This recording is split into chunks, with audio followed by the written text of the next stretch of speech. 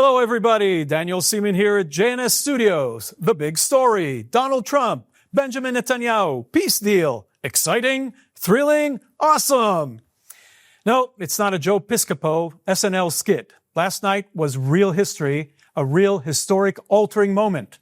What we witnessed at the White House was nothing short of pure strategic brilliance, an encounter between two of the most unconventional, unusual, unpredictable, and historically significant Western leaders, Trump and Netanyahu, standing side by side, cutting through the noise.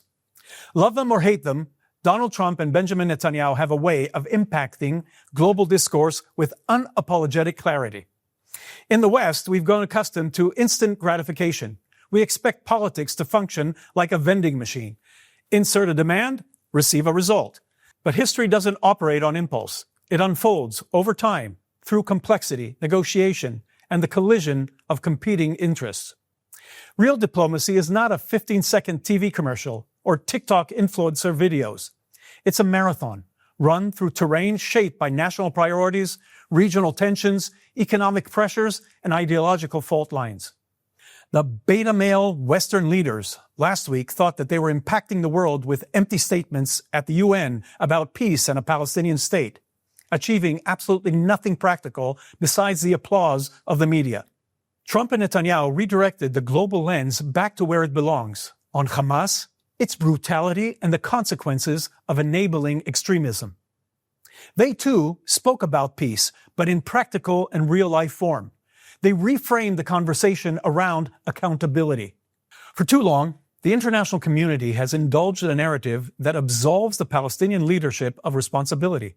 That is over. What we saw last night was a call to reason, a demand that those who seek legitimacy must first reject terror, embrace transparency, and engage in honest statescraft.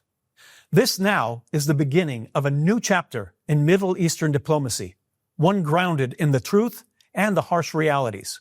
In Israel, many are focusing now on either ridiculing or berating Netanyahu on the issuing of his apology supposedly to Qatar.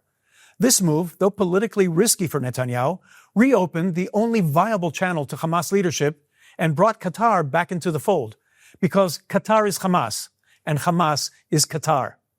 Without it, the hostage deal would be frozen.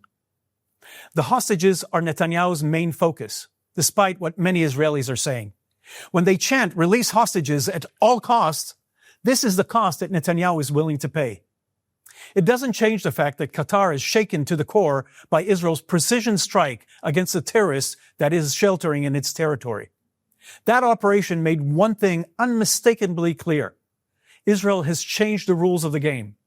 The strike in Qatar was the final crescendo in a year-long symphony orchestrated by Netanyahu, one that systematically eliminated the leaderships of Hamas, Hezbollah, Syria, the Houthis, and Iran. Each strike wasn't just tactical. It was a clear message, a message to the Middle East and to the world. Israel is done defending itself. We are now asserting ourselves. The Israel, which is the power in the region to be taken seriously. Trump formally unveiled a 20-point plan aimed at ending the war in Gaza.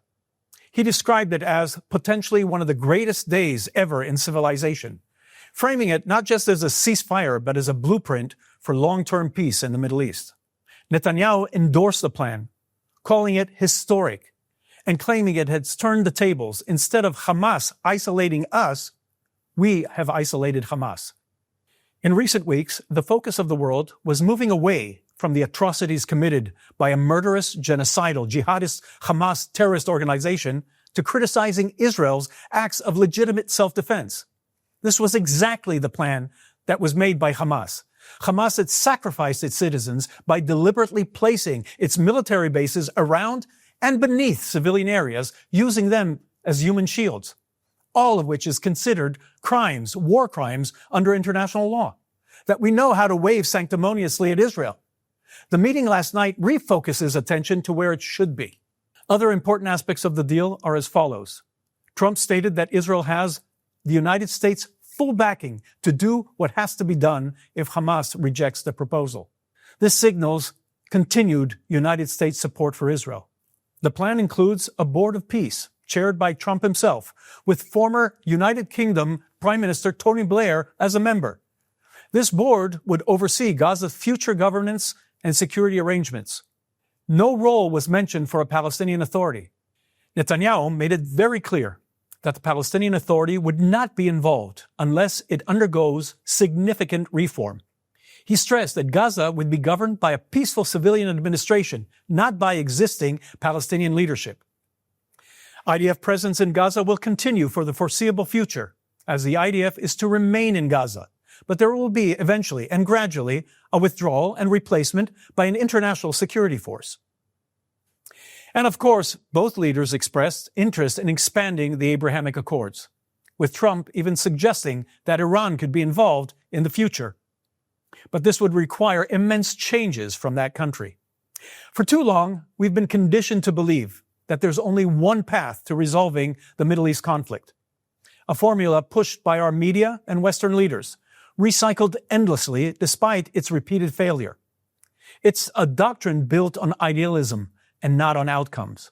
So in conclusion, what Trump and Netanyahu are offering is something totally different, something grounded, a new approach rooted in reality, not wishful thinking. It doesn't cater to illusions. It demands accountability, clarity, and results.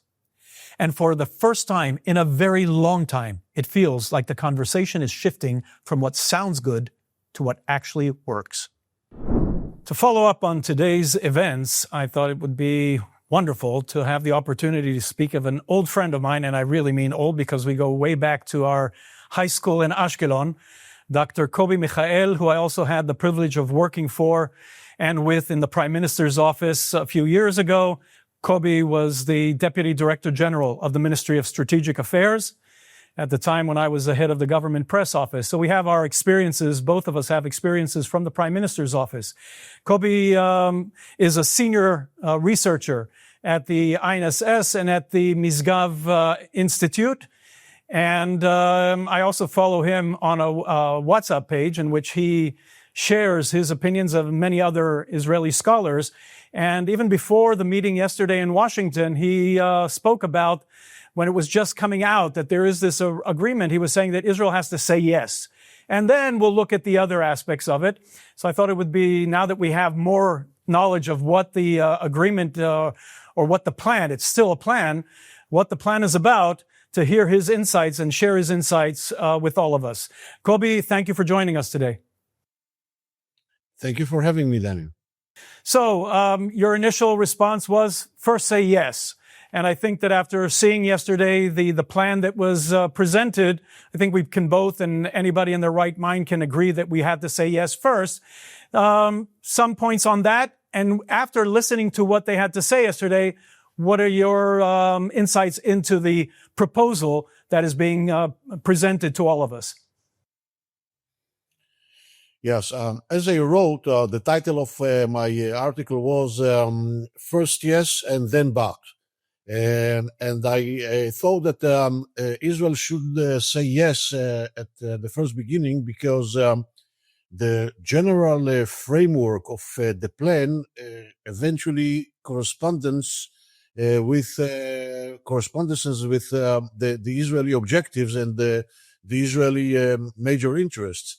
And I thought that by saying first yes, actually Prime Minister Benjamin Netanyahu acquires a sort of a leverage vis-a-vis President Trump in order to make the adjustments, the required adjustments that will serve better the Israeli interests. And I'm happy to know that I was not wrong in this regard, because what we saw yesterday is one of the greatest achievement of the State of Israel, not only, by the way, with regard to the war in Gaza, but generally speaking. I think that we have to understand what President Trump understood, and of course Prime Minister Netanyahu understood from the first beginning, from the first day of October 7, that we are facing not a limited war vis-a-vis Hamas or a contained war geographically to the Gaza Strip, but we are facing a regional multi-front war.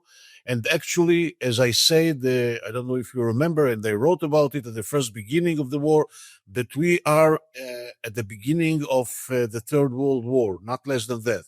This is a clash of civilization in the pure meaning of Huntington. I thought that this is a clash between the free civilization that Israel represents and Israel defends, and the barbarism, the tyrannic axis or camp that was led by Iran, still led by Iran, and Hamas was one component of this broad axis. And eventually Israel became to be the last fourth of the entire free civilization, and Israel brought back the right of and the duty of the free civilization to defend itself from those who intend to destroy it. I'm not sure that many in the free civilization understand it until today, but they will understand it. And I think that what we see in the streets of Berlin, London, and Paris is eventually the ultimate expression of this clash that I refer to. I think that what we saw yesterday in the press conference is something that Israel seek to reach to, and this is the acknowledgement in the real essence or substance of this conflict, of this war. And what we saw yesterday is a plan that Israel has to pay some prices, but the achievement that Israel can reach to by adopting this plan, when this plan is backing, publicly, in a very clear manner by all the Arab leaders and Muslim leaders of non-Arab countries like Pakistan and Indonesia, very important Islamic and Muslim countries. I mean, the idea that they fully support the plan that President Trump or the American administration presented or introduced, this is something that eventually isolates Hamas entirely. Hamas has no one to rely on beside the Iranians. And you know something? When I read today the official response of the Iranians, I saw even a change in the Iranian approach in this regard, because they also gave their, I would say, support in the Iranian way, okay, to the plan and to President Trump for his efforts in order to settle the issue there. But Hamas, Trump sort of opened the door to them by saying, and he was very kind to them in his presentation. So I think they are pouncing on that, understanding that the things have changed. Yes, he even said that he hopes that Iran will be part of the Abrahamic Accords, not less than that. And he gave the Iranians another chance to settle the issues with regard to the nuclear problem peacefully. I mean, he did it yesterday. And in this regard, he pushed Iran to the corner as well.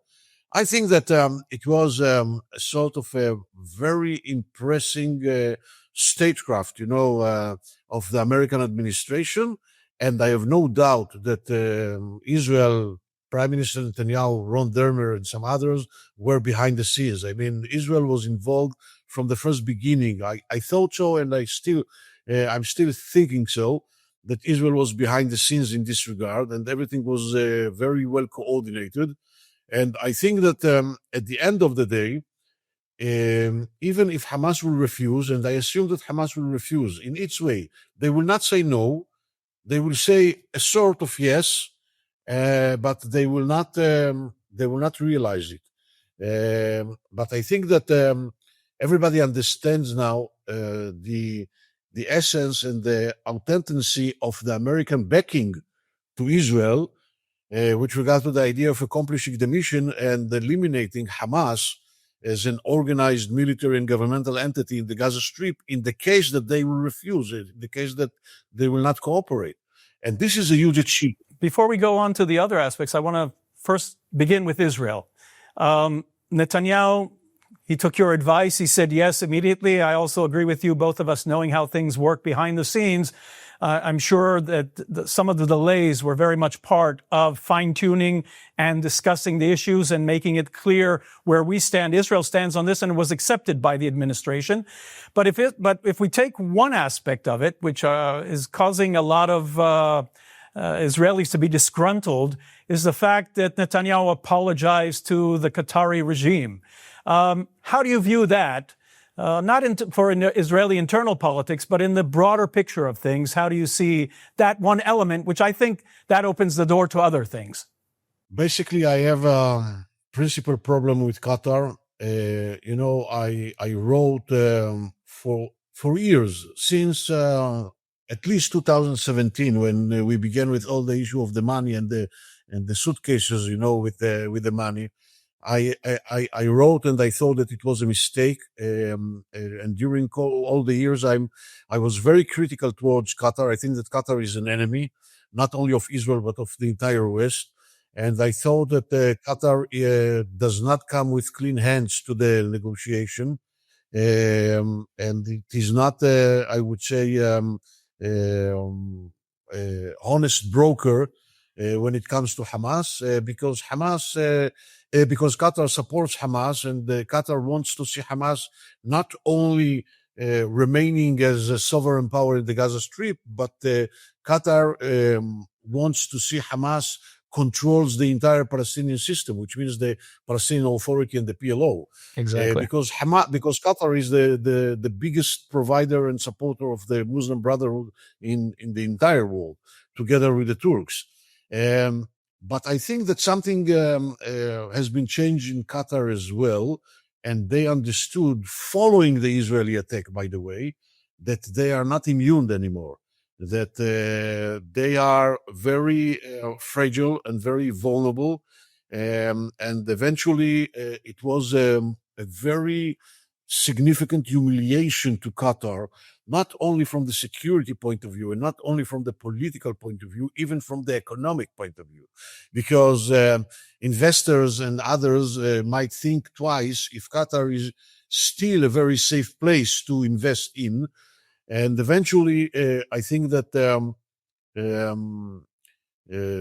Prime Minister Netanyahu didn't apologize. Okay, what he said that he regret or he feels the sorrow about the loss of life of a Qatarian security person. And, this is right to say. I mean, I have no problem with that. And I think that this is another example to the beauty of statesmanship. The idea that you can say something that everybody can live with that nicely. I mean, the Qatarians are pleased because they can say that Israel apologized, and President Trump is pleased because he brought Israel to apologize in front of the Qatarians, and he fulfilled his promise to the Qatarians after the attack. And Israel can be happy because Israel didn't apologize. Okay, Israel just expressed its regret about the loss of life of innocent Qatarian person. And Prime Minister Netanyahu said to the Qatarian Prime Minister that Israel didn't attack Qatar, that Israel attacked Hamas leaders on the Qatarian soil. And I'm sure, although I'm not aware and familiar with all the details of this conversation, that Prime Minister Netanyahu also used the example of the elimination of bin Laden on the sacred sovereignty of Pakistan, okay, in 2011. And now there is a trilateral mechanism that was established, led by the Americans, that will enable both sides to deal with disagreements between of them or with other problems between of them. And I think that this is a price that Israel should have paid for the sake of this plan. And this is a very small price.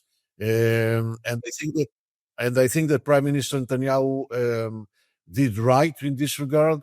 And I think that we have to see all the time, we have to see the bigger picture. one of the problems that we have in Israel and mainly abroad is that people are affected by events here and there, and they make their minds based on these events, and they have no ability or will to see the broader picture. And we have to understand that Israel eventually has succeeded in changing the entire regional architecture. Israel succeeded in weakening dramatically Iran and the entire axis that was led and supported by Iran.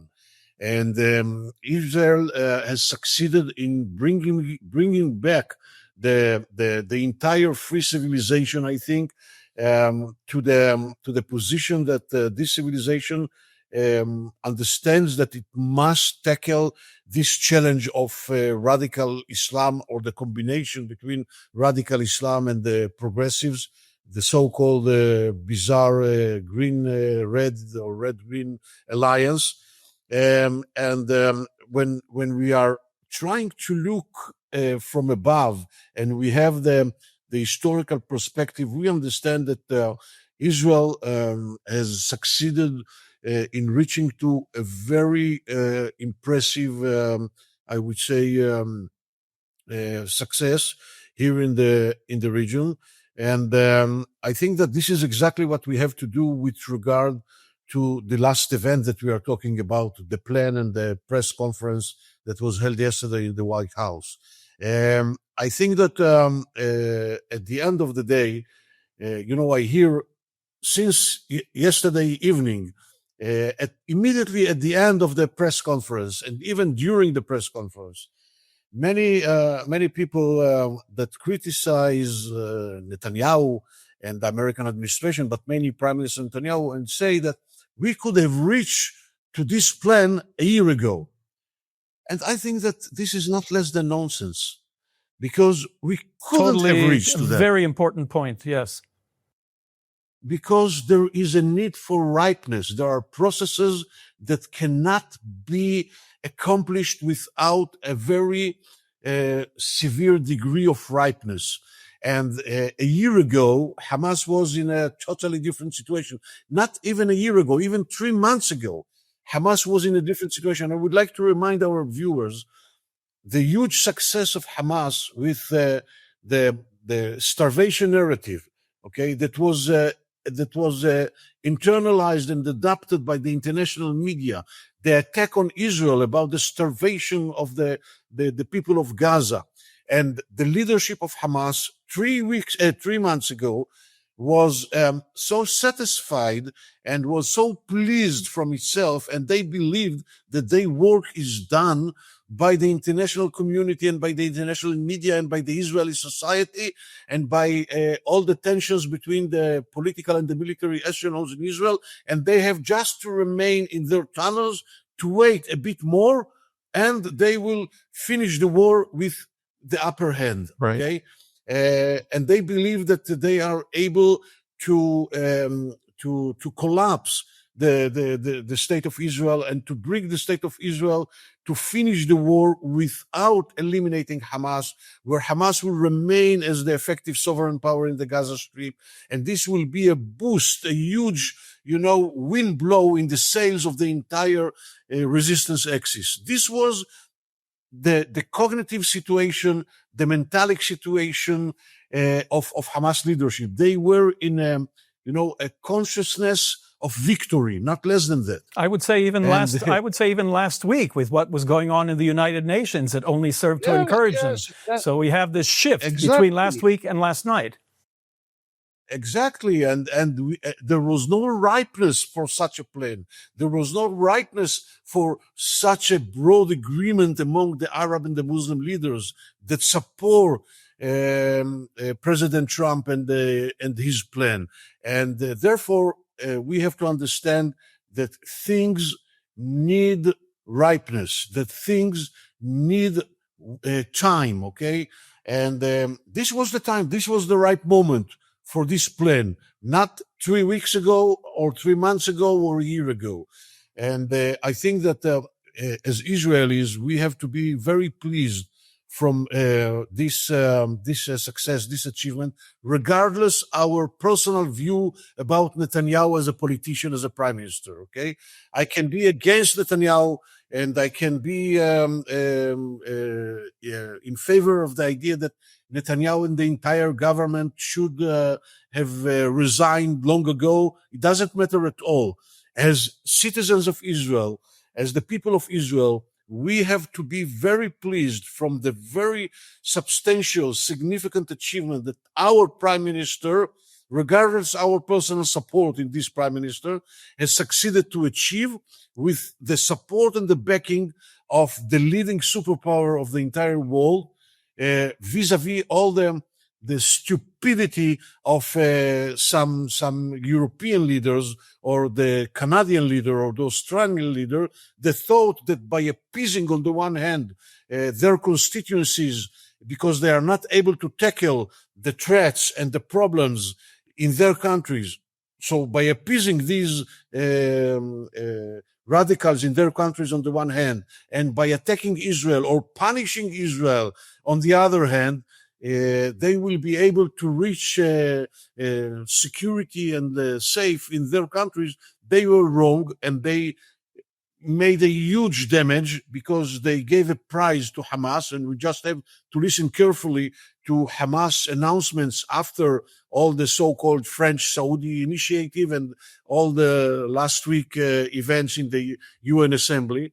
And I think that President Trump corrected their failures. And I think that President Trump said clearly, although he said in one word, he was polite towards his European colleagues, but eventually everybody understands that the Europeans are not in the picture. They have no weight. They have no influence. They are marginal. They were marginal before. They are marginal now. And if they will not correct their ways, they will remain marginal, if they will remain at all.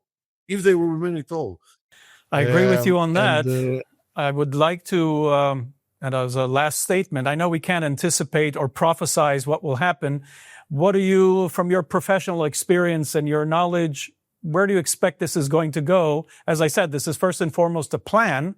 How do you think this will go? How will this proceed in the next few days, few weeks? And what do you expect? Where can you see we're going with this? And I say this also, asking you this because I can testify to the fact that a lot of your predictions turn out to be very accurate. So I think it's important to hear how you predict what we're going to be seeing in the upcoming future. I will be very surprised if Hamas will say yes. I will be very surprised. I assume that Hamas will not say yes, which is yes, with a real intention behind it. I think that we are facing two main options. The first one is that Hamas will say no, and the second one is that Hamas will say yes, which means no. And this is the more challenging one, because if Hamas says no, I mean, the path is open, the way is open for Israel to accomplish the mission, to occupy the entire Gaza Strip. We are almost there, to establish a temporary military administration, and actually to reach to the implementation of this plan, okay, from another door. But if Hamas will say yes, that actually means no, we might find ourselves in a more problematic situation, because under this situation, the entire Arab world, mainly the Qatarians, which are very respected by President Trump, will pressure Israel and the Americans to wait, to give Hamas a chance. Because I'm telling you what Hamas will say, if they will say yes, which means no. They will say that they need time to find all the hostages, alive and dead, because not all of them are kept by Hamas. We know that. By the way, if we listen carefully to the things that Anunu, one of Hamas senior officials, said yesterday, and I'm listening to the things that are said in Arabic, not to the translation to English or to Hebrew. And he said yesterday, we are ready to release, to free the hostages, but he said in Arabic, ladaina, which means that the hostages that we hold in our hands. Right. This was not translated. The translation was that we are ready to release all the hostages. No, this is not what he said. He said, Ladaina, those who are, that we held, that we keep, that we hold. And they will begin telling stories that they need now, that the IDF will stop the fire because they need to go and to find the bodies and the graves, because those who buried them are not with us anymore because the IDF killed them, and they have to negotiate with the other Palestinian factions or organizations that hold some hostages and some bodies. Okay. And they will use this I would say truces in order to reconstitute themselves even militarily. And they will try to find all the ways in order to change the situation on the ground in the way that they will remain there in this way or another. And Israel will find itself in a sort of very troubling situation, because on the one hand, Israel is committed to the plan. Israel is committed to President Trump. Israel wants the Arab world to remain committed to the plan and to President Trump. And Israel will have to, to maneuver here and there. So I prefer this point that you're raising is exactly what a lot of the critics especially on the Israeli right wing, are saying, that this is very similar to the other agreements that Israel had to deal with over the years. But I believe that the whole essence of what Trump's plan is learning from the mistakes of the past. And this will be addressed. And by putting the onus on Qatar, knowing that they are Hamas, as you say, very rightfully so, putting the onus on Qatar that they have to deliver now, and they have to put the pressure, and we just have to stand back. That's how I see it. And do you see it as well? Absolutely. And you are right, and I agree with you. And this is exactly what I wrote yesterday night, immediately after the press conference. I wrote that this is the truth moment of Qatar. And you know who else? The Palestinian Authority. Exactly. This is the moment of truth. And I'm telling you that the Qatarians and the Palestinian Authority, both of them, okay, are in a shaky situation. They know exactly what is expected from them. And the Qatarians, if the Qatarians will not deliver, they know President Trump. They know his personality. They know his attitude. He is a businessman. And if you cannot deliver, you have a problem with him. And they will work very hard in order to deliver. And this is something which is an advantage from the Israeli point. And the Palestinian Authority, they know, and they heard very carefully, what do they have to do just in order to reopen the path towards two-state solution. Okay? Nobody talked about two-state solution, but only about reopening the path towards two-state solution. And they have to do so many things, and they know that they are not able, they are not willing, they are not capable to do that. And they know that if they will not do that, they are finished. All the things they got away with over the years. Are very worried. I said, and this is another, and this is another important achievement of Israel, because, and this is a response, a very, I would say, substantive response to the initiative of the European leaders about the recognition in a Palestinian state. This is the ultimate response, okay? And eventually Israel got what it wants. And I think that going back to the broader picture, I think that what we saw yesterday is something that Israel seek to achieve for a long period of time. I think that we are very lucky that we have President Trump in the White House these days. And I think that the yesterday event is something that will be written for many years to come in the achievements book of the State of Israel.